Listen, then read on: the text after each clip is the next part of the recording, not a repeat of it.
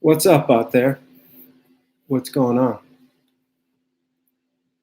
As listed on the title of said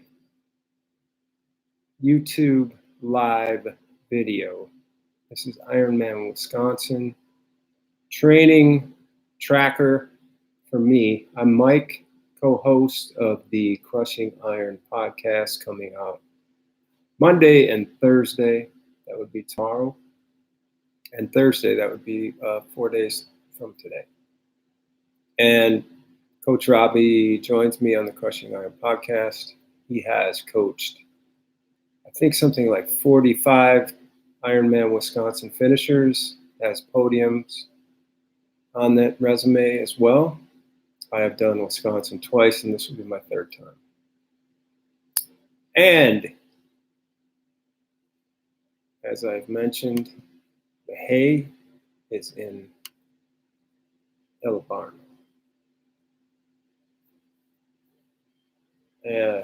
Tomorrow is Monday. That is 2 weeks.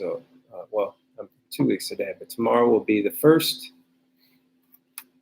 of what I would consider light training days or training weeks that I've had in many, many months.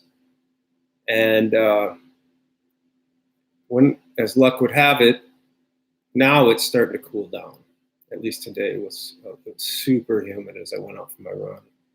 The last long run of the year, or training, hour and a half, 4-hour bike yesterday, and now we're into taper. And as I've said many, many times on the podcast, my goal now is to really sharpen it up. Robbie calls it sharpening the sword. There's a lot of, seemingly insignificant workouts listed in a taper, but all of them feel important to me right now, because I feel like many ways, I feel like I might be in some of my better shape for an Ironman. So I just want to kind of fine tune things and, hope the next couple of weeks go right and smooth. And for me and for everybody, we have something like 35 athletes racing at Wisconsin. And it's going to be a big, big deal. It's going to be a blast. Can't wait to get up there. I'll probably get up there on Wednesday. Get accustomed to the latitude, the time change, and all that, even though there isn't a time change, but probably stays a little lighter at night up there than in Nashville. Right now it's 3:35 in Nashville, Tennessee on a Sunday. It is football season. Last night, congratulations to the Florida Gators. My condolences to Miami. A tough loss, but you should feel proud because you have a really nice new turnover chain that will probably get more attention than your wins and losses. So there's that. The demise of Miami football. Maybe they're turning it around. I don't know. But when you go and play Wisconsin, my team last year in the bowl game, and we absolutely smack you down with a marginal team at best, that can't be good. Can't be a good sign. The turnover chain, beautiful piece of artwork. It's just phenomenal.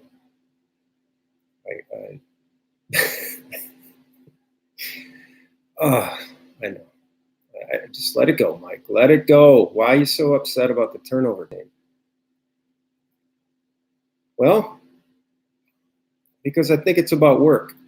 I think it's about doing work, and it's not about wearing fancy jewelry that is really insignificant in the grand scheme of things. I think Miami football team has to get to work. They got to quit worrying about who's going to wear that stupid chain and start playing some real defense and offense. And the reason that's important is because that's what we have to do too. And it would be like, pulling up on a shiny new $15,000 bike and just getting dusted by somebody who put in a lot of hours. And those are the people that stand out to me as the ones that are doing the work. We've been seeing it a lot. A ton of our athletes have put in a lot of good work. We had some great performances today at Maine and Traverse City. For people who are just kind of climbing up and getting better and better and better. And they get that they don't get there by wearing turnover chains or investing in expensive gear and not using it the way it should be. So that said, I will get off my high horse. Today it's funny because I posted a picture earlier of me mowing the lawn, and that's kind of like my old go-to line. I used to call it a lawnmower brick. I'd get up there, usually after a run, and just kind of air it out and sweat it out. And but today I went out there and mow before the run, and I took a little time to actually set up a camera on a stand and take a picture of me with the lawnmower. And I took 2 or 3 of those pictures. I was goofing around, trying to have fun. And I'd already mowed like a weird patch in the middle of the lawn. And then I set the thing up and took some pictures. And then I put the camera away, and then I went to start the lawnmower and it wouldn't start. So right there is proof that you just need to do the work when it's there, not put it off. And now my lawnmower won't start, and my lawn is a bunch of weeds. It's just getting out of control. So that was the first thing. And then the second thing is I kind of got ready and warmed up and did my thing, my activations and all these things that I go through before I run, and put on my iPod Nano, old school. Turned it on, and it was nice, and it was working. And about 30 seconds in, it just totally died. And I don't know if it wasn't charged or what. So I'm 30 seconds into my run. What do you think I did? So my first inclination was to just keep running and leave the thing in my ears. But it was supposed to storm. I was kind of hoping it would start pouring, but it didn't. I brought the iPod back in the house because I didn't want it to get wrecked any more than it is, because it's getting old and fragile. And then I went out running for the first time in many, many times without music. And boy, that was a eye-opener. Man, I always talk about this, and music just, I don't want to say it's cheating, but it certainly gives me a lift, you know? And I can tell you why. One of the main reasons was almost immediately, there was 3 things going on that I could hear. 1 was my breath. 2 was my water bottle shaking with the gush, the sloshing of the water. And then 3 was my feet. I don't want to say I'm like a super heavy runner, but they sounded really loud to me. I'm not used to hearing that because I always listen to music. And got to run in the rain last night, and it was terrific. Yes, I love that. So yeah, anyway, the music thing, I was like, oh man, I got to admit, like the first couple miles all I could hear was my footsteps and my water, and my breath felt heavy. And I was also wearing my new sleeved kit top because I wanted to try it out in a real run. And I'm not sure if I'm going to wear it yet, but I think I might, because it felt kind of hot to me in the beginning, but as the run wore on, it kind of cooled off for some reason. I think it was because I drank more water during my run than I did before my run, which is a bad mistake. But I started with coffee this morning and just didn't really drink much water. And I think that's why I get hot. And then I get about halfway through and I pound a bunch of water, and then that makes me feel cooler. So something to think about. Anyway, but I'm happy to report that as soon as I kind of got used to not having music, about halfway through, which is coincidentally, man, you can tell my legs are fatigued, because it was probably 4 or 5 miles before I really felt like I sort of felt like I was running right. It was a definite struggle. That's really one of the most interesting concepts to me is this deep fatigue and how long it takes you to kind of get into a groove, with even with swimming and biking as well. But please God, let me remember that on race day, because it's going to be probably a little even more intense. And there's nothing we like to do more than to judge our whole day based on the first mile. And the first mile is never a good indicator, I don't think. So I want to hold back and just kind of, it's all about letting those legs unfold and your run legs come to you, and just kind of making it just all natural. But I felt pretty good on the second half of that run, which was really encouraging. My breathing calmed down. I felt like my feet started getting quieter. That's what I was kind of focusing on the whole way, was keeping quieter feet, because that's what they say. Pick them up. Anyway, I'm coming back and I'm starting to feel real good. So I'm on the bike path, right? There's a family kind of here, and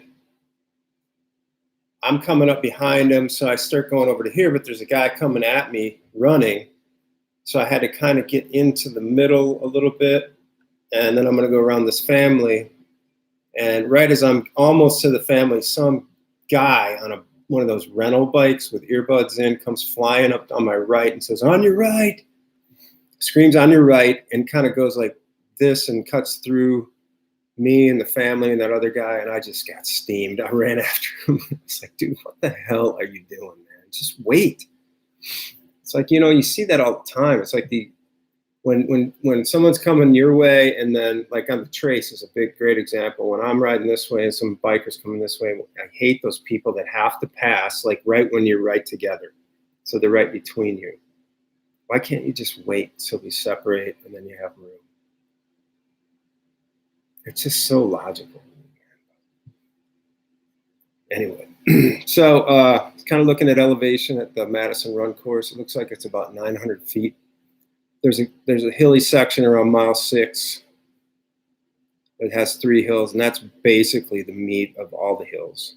And I feel pretty confident about that. I've been running hills all summer, and probably bigger ones. So I'm hoping that doesn't sting me. And then they can kind of get that group, good, solid all day pace going, and just hold it up and not get out of control. But Madison's course is, other than that section, it's pretty encouraging. There's a lot of people out there too, which is really nice. And and then the final thought I had was, after all this training, and it's so much, and you're like, you just got to keep bringing it. You got to keep bringing it and doing the work and going after it. And now it's going to be a reprieve, but still the race is sitting out there, and I feel pretty good. I feel like I've done well with training. I've been consistent, especially with my run, which is sort of a new thing to me. And then the question always becomes is like, can you keep getting better? I'm getting kind of up there in age, and I sort of feel like this might be the best shape I've been in since I started Ironman training. So that's it's kind of encouraging. And then you just, you wonder how long that goes. I know that at some point it's just like, everybody talks about, sooner or later you're going to hit your last PR, and that's going to be the deal. But people are constantly breaking through and doing stuff that's pretty amazing. So I personally am not anywhere near close to throwing in the towel on that. And hopefully in some way that can inspire some people, because a lot of people just kind of start getting old and they just give into it. That's I don't know. It's always kind of troubled me, I guess, because I don't think it has to be that way. I think you just keep doing hard stuff and working through. But that said, I do anticipate going forward with this, one eye on better balance in general, because it's tough to balance Ironman training, especially when you're trying to do it and really do maybe your best. So that's my thought for the day. And I guess tomorrow is the beginning of taper. So I think I actually have a swim and a run tomorrow, which, still feels like it's a little bit of a burden, but I'm going to try and get to the lake tomorrow. I don't know, get the podcast. It might be tricky. We'll see. I'm going to try to keep coming back here daily since I have a little more time now, probably, and maybe hopefully a little more energy. Thanks for coming in. And again, I'm Mike with the Crushing Iron Podcast. We come out tomorrow, Thursday, and we'll have a huge crew in Madison. So thanks for joining, and have a great rest of your Sunday. We will talk to you soon.